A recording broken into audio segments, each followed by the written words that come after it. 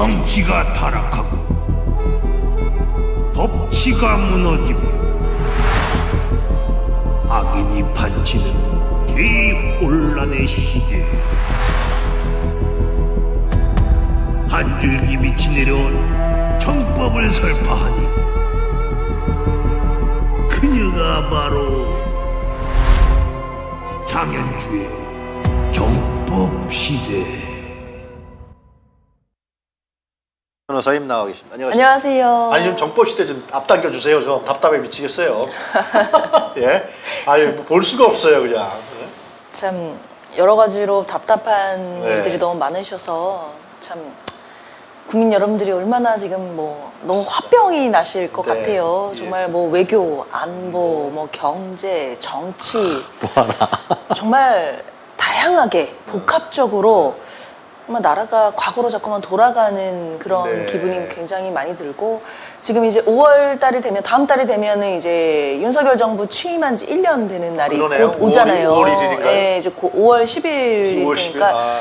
곧 이제 1주년이 되는데, 그 1년 동안 그 1년이 참으로 길었고 많은 일들이 있었던 네. 것 같아요. 근데 특히나 지금은 외교적으로 지금 뭔가 많이 망가지고 있는 것 같은데, 네. 그런 상황을 우리가 목도를 하면서 이걸 어떻게 수습해야 되나, 참 이제 빨리 정권 교체를 하고 우리가 또 이제 민주당에서 다시 또 수습을 해야겠지만, 네. 이게 되돌릴 수 없이 망쳐놓는 것도 있어요. 그러니까 뭐 한일 관계, 뭐 그놈의 한일 관계 정상화를 위해 강제동원 지금 제3자 변제안이 네. 그냥 확정이 돼버려서 네. 이런 부분을 참 어떻게 다시 또 해야 될지 참 어려운 상황이에요. 왜냐면 또 우리가 정부가 교체됐다고 해서 그때 가서 또 이제 아니 이건 없었던 일이야 라고 하면 또 국제법적으로 볼 때는 문제가 왜 되죠. 한국은 왜 자꾸 바뀌어? 이렇게 보일 수도 있잖아요. 또 일본이 그런 식으로 논리를 갈 수 있기 때문에. 일본의 수가 그 수까지 두고 있는 것 같아요. 요즘에 보면은 아주. 그렇죠. 굉장히 참 답답합니다. 그리고 오늘 이제 말씀드릴 게, 네. 우리 제일 관심 많으신 거잖아요. 후쿠시마 오염수 방류. 이거 어떡할 거예요 진짜? 우리 식탁이 위협을 받는 거잖아요. 예. 이제 다들 막 주위에서 그런 말씀 하십니다. 이 후쿠시마 오염수가 나오면 해수욕장도 못 간다. 뭐 해산물 못 먹고 이런 거는 뭐 차치하고, 바닷가에 아이들 데리고 우리 예전에 이렇게 놀러 가서 바닷가에서 이렇게 모래 장난하고 이런 것도 못하게 되는 날이 오지 않겠느냐. 우리 변호사님도 지금 가정 아이들이 그럼요. 있잖아요. 예. 이제 바닷가에 아이들 풀어놓고 막 이렇게 뛰어놀고 이런 거 두려워서 혹시라도 애들한테 안 좋은 영향을 미칠까봐 바닷가를 못 가는 상황, 네. 이런 게 멀지 않은 미래에 올 수도 있는 상황이잖아요. 지금 계획은 G7A 때 윤석열도 초청해왔고 네. 거기서 아무 문제 없어 통과시키고 박수 친 다음에 방류한다는 게 일본의 계획입니다. 자, 이거를 저는 뭐 정치적인 거야 예. 뭐 많은 분들이 말씀 주시니까 법적인 얘기를 좀 풀어볼게요. 좀 막을 수 어떻게 단기적으로라도 좀 막을 수 당연히 있는... 법적 조치할 수 있는 게 있습니다. 그래요? 정부가 안 하니까 문제인 건데, 우리가 국제법이라는 게 있잖아요. 그렇죠. 그리고 UN 해양법 협약이라는 것도 있어요. 아, 일본도 네. 가입돼 있고. 그래요? 예. 해양법 협약이라는 게 뭐냐면 그 네. 나라별로 네. 이제 그 해양, 그러니까 바다를 지키고 보존할 의무들이 있는 게 이제 국제법상 기준들이 있습니다. 네. 근데 지금 일본이 후쿠시마 오염수를 바다에 방류한다는 거, 네. 해양법상의 어떤 보존 의무를 위반하는 거죠. 그렇기 때문에 국제법상으로 위반 기준들이 분명히 있고, 네. 그런 거를 우리가 문제를 삼아야 돼요. 그리고 주변국이기 때문에, 자, 우리가 국제법상에 재판소들이 여러 개 있거든요. 예. 그러니까 나라끼리 다툼이 있을 때는 국제해양법 재판소라는 법원이 있어요. 아, 그래요? 그 법원에 제소를 할 수 있습니다. 우리 인접국이잖아요. 그래요, 예. 제소를 하면서 이제 뭐 본안 소송 제기하고 잠정 조치라는 게 있는데, 뭐 가처분 같은 거예요. 그렇죠. 일단은.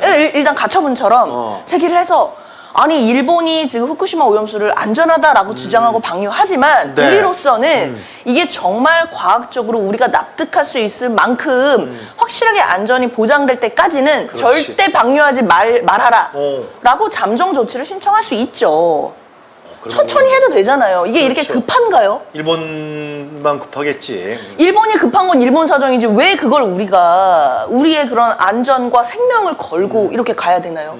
물론 뭐 정부에서나 뭐 IAEA는 뭐 네. 별로 문제 없다 이런 식으로 예. 얘기를 하고 있지만 아니 문제가 있을지 없을지를 어떻게 알아요? 작은 가능성이라도 있으면 국민의 생명과 안전을 위해서 막아야죠. 막을 방법이 있으니까요. 해양법재판소에다가 국제법 위반 기준을 들어서 네. 잠정 조치 신청할 수 있습니다. 이거 하면 되고요. 근데 검토한다는 얘기가 지금 없는 것 같은데. 조승환 해양수산부 장관이 네. 국제해양법재판소에 제소하게 되면 오염수 방류 정당한 가능성도 검토. 이게 무슨 얘기입니까, 이거는? 이게 그러니까 이제 민주당 의원들이 지적을 한 거예요. 예. 장관에게 아니 국제해양법재판소 이런 거 검토 좀 해봤냐? 빨리 해라. 네, 잠정 조치 그랬더니 이제 장관 입에서 이해가 나온 거죠. 네. 이게 잠정 조치를 했다가 예전에 2001년도에 아일랜드의 어떤 상황이 있었는데 예. 2001년도에 아일랜드가 영국에 당시에 어떤 공장을 가동 못하게 해달라 뭐 이렇게 잠정 조치를 했는데 네. 해양법재판소에서 결론을 이제 핵심적인 내용, 뭐 가동 못하게 하는 거 이 부분을 손을 들어준 게 아니라 아일랜드한테 정보를 제공해줘라 뭐 이렇게 잠정 조치 결론이 나왔다는 거예요. 아니 그래도 정보 제공이라도 하게 됐잖아요. 그렇죠. 근데 장관의 이야기는 그런 거죠. 마치 해양법재판소에 소송을 제기했다가 지면 일본이 오염수 방출하는 게 정당화되는 것처럼 되니까 그런 부분도 그러니까 패소할 가능성도 뭐 생각하는 것 같다. 뭐 네. 이런 취지로 이야기를 하는 것 같아요. 예. 검토해야겠죠. 패소할 가능성도. 그렇죠. 그런데 아무것도 안 하면 그냥 지는 거잖아요. 뭐라도 해보고 패소를 하면 패소한 다음에 그 다음에 어떻게 할지를 고민해보면 되는 건데 지금은 패소할 것 때문에 해양법재판소에 제소를 아예 안 한다? 이거는 말이 안 되죠. 아예 가능성이 0이잖아요. 변호사님, 일단 해양법재판소에 우리가 제소한다는 것은 현재 일본의 후쿠시마 오염수의 그 여러 가지 거기에 세슘이 있는지 뭐 그렇죠. 삼중수뿐만이 아니라 그 방류하게 되면 어떻게 문제가 심각한 거지에서 확실하게 일본은 뭐 부인하고 있지만 확실하게 우리가 의심과 우려를 하고 있으니까 일단 걸어놓는 거 아니에요. 그렇죠. 이게 핵심이에요. 일단, 왜냐면 교수님이 진짜 이거 지금 본질을 잘 보셨는데 예. 우리가 해양법재판소에다가 얘네가 국제법 위반했고 그러니까 잠정 조치도 하고 본안 소송도 하고 이게 문제 제기를 공식적으로 한다는 게 중요해요. 왜냐면 후쿠시마 오염수 방류와 후쿠시마산 수산물 수입 문제 이게 별개지만 약간 연결이 돼 있거든요. 그렇죠. 왜냐면 네. 예전에 후쿠시마 수산물 수입을 일본에서 하라고 했을 때 우리가 안 한다라고 하니까 WTO에 가져갔었거든요, 일본이. 그래요? 네, 그때 그게 2019년도인가 그런데 그때 우리가 이겼어요. 이겼어요? 이긴 근거가 뭐냐면 WTO에서 국제기구에서 아니 일본의 바다 생태계에 대한 부분이 이게 물론 지금 현재 과학적으로 정확히 뭐가 문제다 할 수는 없지만 일단 문제가 좀 있는 것 같으니까 한국이 저러는 거 인정할 수 있다 이런 취지였거든요. 그래요. 근데 순수한 결과가 있군요. 있어요. 근데 만약에 우리가 후쿠시마 오염류 방출에 대해서 아무 문제 제기를 안 하고 가만히 있으면 방류하겠죠. 네. 그 다음 수순이 뭘까요? 당연히 일본에서 WTO에 또 제소를 할 겁니다. 후쿠시마산 수산물 수입하라. 그럼 그때 우리가 아니 뭐 과학적으로 이거 뭐 오염수가 나와서 바다 생태계가 좀 그때는 뭐라고 하겠어요, 일본이? 아니 후쿠시마 오염수 방류에 대해서 너희도 문제 제기 안 했고 이거 안전하다고 모든 기준이 있어서 우리가 그 기준 하에 물 내보낸 건데 그러면 예전과는 달리 지금은 그런 불확실성이 다 해소된 거 아니냐 이런 주장을 할 거예요. 그때 우리가 막을 수 있을까? 저는 이제 그 부분이 두려운 거예요. 그래서 오염수 방출은 예. 당연히 후쿠시마산 수산물 수입의 강요로 이어지게 될 거고 그리고 일단 윤석열 대통령이 항상 그 얘기하죠. IAEA의 기준에 그 따라 IAEA 얘기 좀 해봅시다. 원자력 기구인데. 자, IAEA가 뭔가요? 국제 원자력 기구. 원자력 기구죠, 그거. 원자력 기구와 일본은 이해관계가 일치합니다. 그렇지 않겠어요? 원자력 기구는 원자력 발전이나 원자력 생태계가 안전하다라는 거를 보장해주고 그런 부분들을 연구하는 기구예요. 그러면 일본이 그런 후쿠시마에서 그런 큰 막 해양 지진이 일어나서 후쿠시마 원전이 그렇게 파괴가 돼서 막 난리가 났지만 네. 이제 시간이 지나서 이게 오염수를 방출할 정도로 안전해진다. 결국 원전은 안전하다라는 거를 IAEA에서도 IAEA에서도 해주고 싶을 거 아니에요. 그래야 지네들 기구의 존재 자체가 그렇죠. 만약에 아니다 그러면 IAEA는 해체해야지. 그러니까 어떻게 보면 IAEA와 일본은 그런 측면에서는 지금 이해관계가 일치하는 기구예요. 그러니까 지금 무슨 IAEA가 뭐 국제 해양을 보존하는 뭐 그린피스 이런 게 아니잖아요. 그렇죠.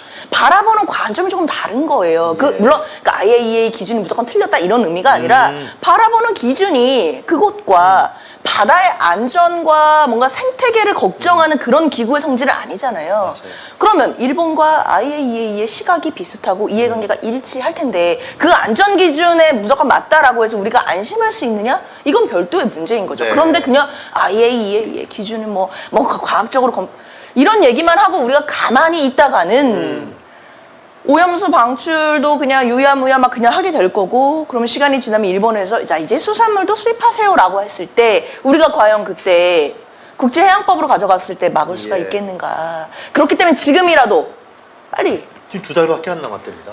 그러니까요, 지금 빨리 국제해양법 재판소에다가 제소를 해야 돼요. 그런데 윤석열이라는 대통령이라는 사람은 일본에서 그랬잖아요. 후쿠시마 오염수 문제 한국에 가서 국민들을 설득해 보겠다고 그랬단 말이야. 야, 그러니까 저는 이제 뭐 아까 뭐 서두에도 한동훈 장관 얘기가 나왔는데 예. 뭐 총선에 출마 예. 정치를 하고 뭐 네, 어쩌고저쩌고. 지금 막 그런 얘기 많잖아요. 저는 뭐 그리고 요새 뭐 마약 수사도 뭐 어쩌고 저쩌고 하잖아요. 예. 그런 것보다 법무부에서 이거 국제해양법재판소에 제소하는 거 검토하고 이런 거 잠정 조치 청구하고 이런 게 훨씬 본인의 정치적인 이익을 위해서도 나을 것 같아요. 그러네요. 이런 거 하면 인기 국민들이 올라가. 보셔도 박수 칠 거고, 만약에 한동훈 장관이 이런 거 한다라고 하면 민주당에서도 같이 응원해 주겠죠. 그렇지. 이거는 결국 국민의 국익과 국민들의 생명과 안전을 위하는 거니까. 왜 이런 건 근데 검토를 안 하나요? 그놈의 론스타 소송 이런 거는 뭐 기자회견하고 설명하고 뭐 본인이 영어도 잘하고 하시니까 막 그런 거 잘하신다 하잖아요. 국제해양법재판소가 있다는 거를 한동훈 장관이 모르실 리가 없고, 법무부에서 이 재판이나 이 제소에 대해서 검토했다는 얘기를 제가 들어본 적이 없어요. 지금이라도 검토를 좀 하시면 훨씬 법무부가 국민들께 박수 받는 법무부가 될 겁니다. 안 할 겁니다. 자기 걱정입니다. 보스가 가서 국민 설득한다 그랬으니까. 근데 제가 지금 제일 가슴이 아픈 거는 이 국제해양법재판소에 제소를 할 수 있는 자격은 국가에게만 국회는 안 있어요. 됩니까? 예, 안 돼요.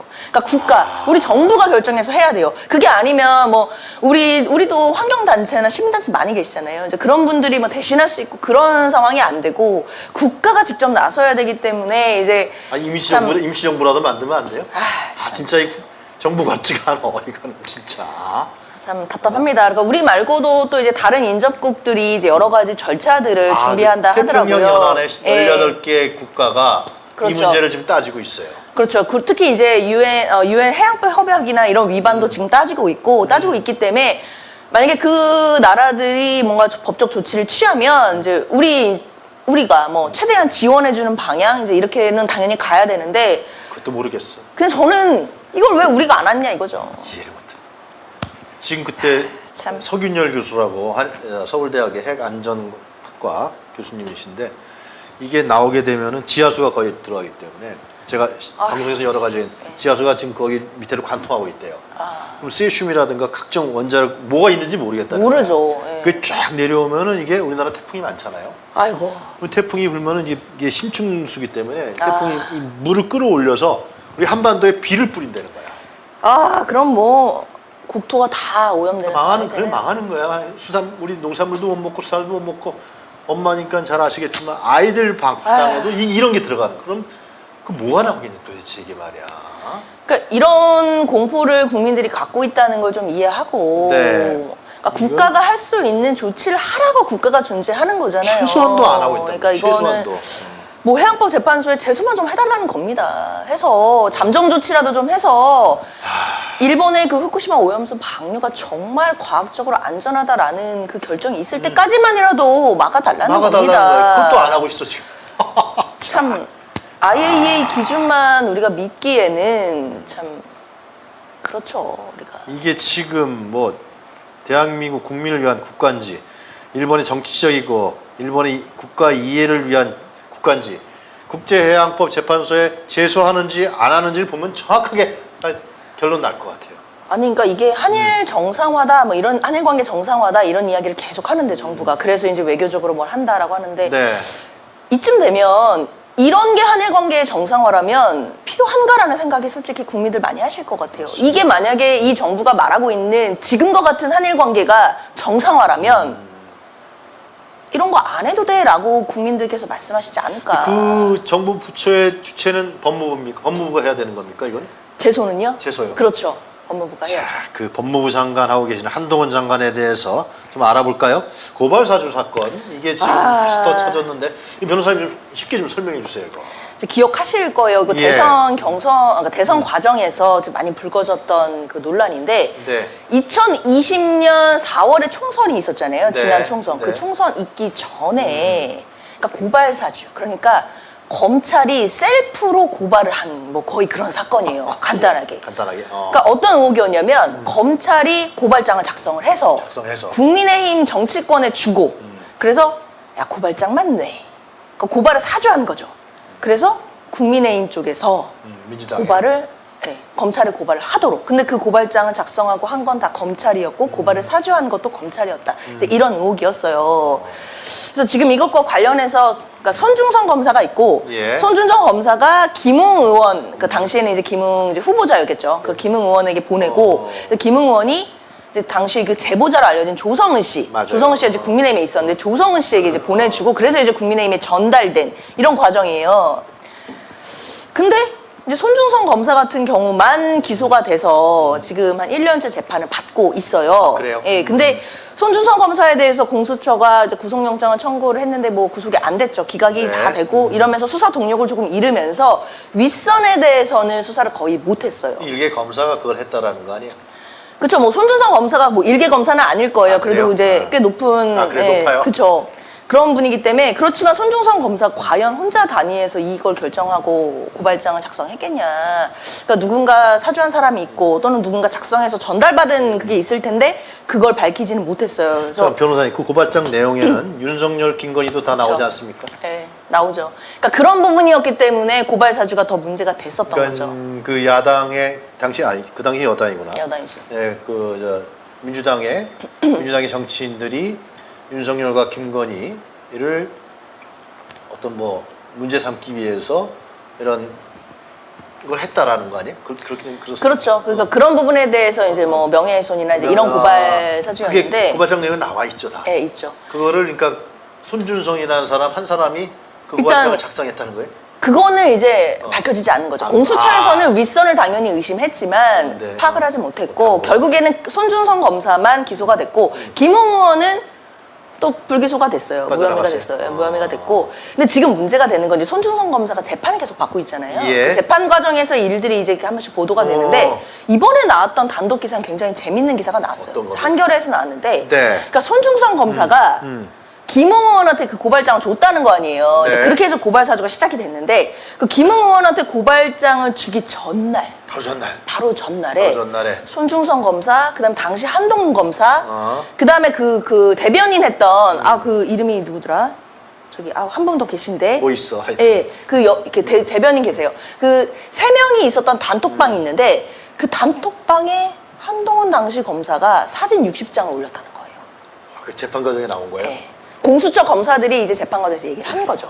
그 단톡방이 있는데 그 단톡방에 그 사진은 확인할 수가 없지만 뭔가 이게 정황들이 있다는 거예요. 30장씩 뭐가 두 번 가. 그래서 그거를 이제 다운 카카오에다 확인해봤더니 이건 사진을 올린 거다. 그래서 결론은 30장씩 사진을 묶어서 두 번 보냈다는 거예요. 그러니까 한동훈 장관이, 한동훈 당시 검사가 60장의 사진을 단톡방에 보낸 거죠.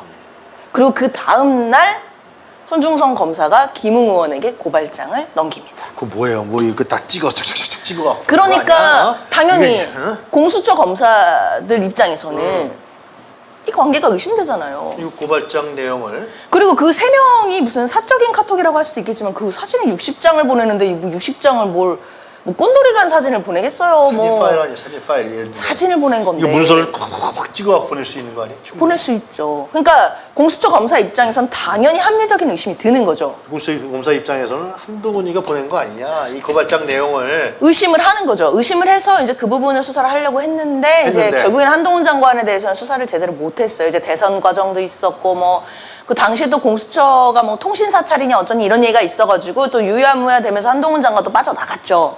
아니 거기 핸드폰 압수수색하면 될 거 아니에요? 잘하는. 자, 손중성 검사의 핸드폰을 압수수색을 했지만 자, 검사들은 참 비밀번호 다 그 안 주잖아요. 한동훈 장관도 비밀번호 안 줘서 본인 핸드폰 안 풀었잖아요. 예. 저는 물론 피의자의 방어권 중요합니다. 피고인의 방어권도 있고 피의자의 방어권 있는데요. 적어도 검사잖아요. 그렇지. 검사는 국가공무원. 사건의 실체를 그쵸. 자 파악하려고 하는 국가 공무원이죠. 맞습니다. 그러면 검사로서는 그 비밀번호 안 풀어주고 참 수사하면서 피의자들이 그 핸드폰 비밀번호 안 내고 하면 뭐라고 했을 거예요. 난리 당장 났을 거야. 비밀번호 내 이러면서 난리 비밀번호 났을 거야. 캐려고 하지 않으셨을까요? 근데 정작 본인들은 누구보다도 앞서서 비밀번호를 절대 내지 않아서 결국 네. 손중성 검사의 핸드폰을 풀어보지를 못했어요. 그래서 그게 사진이 정확하게 어떤 내용인지는 공수처에서 확인이 안 된 거예요. 근데 사진이 오간 정황은 확실히 있는 거죠. 그러니까 공수처 입장에서는 매우 의심스러운 거죠. 매우 의심스러워. 매우 의심스럽지만 그 부분이 일단 수사는 안 됐고 다만 이제 그 재판 과정에서 그런 내용들이 나오고 있는 지금 상황이고 그래서 한겨레에서 이제 한동훈 장관한테 이런 입장을 물어보니까 이제 대답을 안 하더라. 대답을 안 하더라. 원래 기자들 질문에 기자들이 하나 물어보면 막 10개 답하시는 아니 한동훈은 알 거야. 분인데 60장이 뭔지. 아시죠? 자기- 본인이 보내셨어요. 그리고 기억력도 자기 엄청 가족 좋으시고 사진인지. 머리도 좋으시고 미국 하니까 MIT에 뭐 예. 입학했다고 하는 딸 사진인지. 뭐 알 거야. 설마 뭐 가족 사진이겠습니까? 근데 가족 사진을 사실 뭘 보내? 60장을 참 보냈는데 그 다음 날 손중성 검사가 고발 사주를 김웅원한테 했다. 했다. 아, 이게 참 물론 그것만 가지고 뭐 범죄가 입증된다 이렇게 말할 수는 없지만 당연히 공수처 검사들 입장에서는 의심되는 대목인데 저는 그럼에도 참 이 말씀만 드리고 끝내면 네. 공수처 검사들도 약간 아쉬워요. 솔직하게. 마음에 안 들어. 예, 우리가 공수처라는 기관이 왜 예. 설립됐고 국민들이 맞아요. 어떤 기대를 가졌었는지를 생각해 본다면 네. 공수처가 지금까지 했던 어떤 결과물들에 대해서는 참 많이 아쉽죠. 그렇기 때문에 공수처는 본인들 스스로 본인들이 왜 필요한지, 왜 우리 존재가 필요한지를 입증했어야 돼요.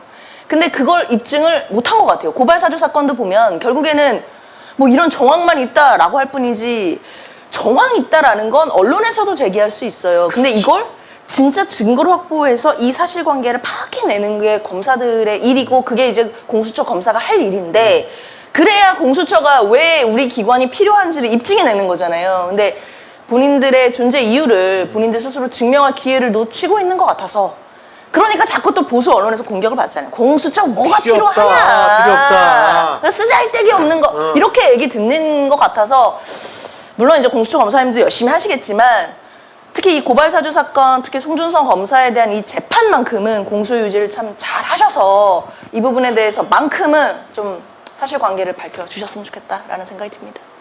아쉽습니다. 알겠습니다. 정법 시대에서 말이야 공수처를 접수해버려야 되는데. 알겠습니다. 예. 아이, 헛 웃음밖에 안 나옵니다. 예. 아이고 그렇습니다. 네.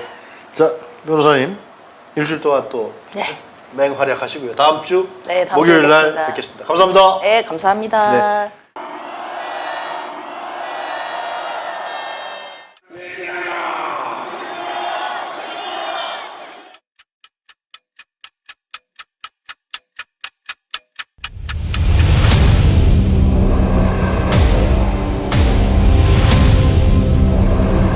정부에서 할 거는 마약 쏙보다 두들이 잡아야 돼. 일본한테 유린당한 적도 우리가 힘이 없을 때 일본이 힘이 돼주는 도움을 받은 적이 있어. 근데 우리가 일본을 이용해야 된다.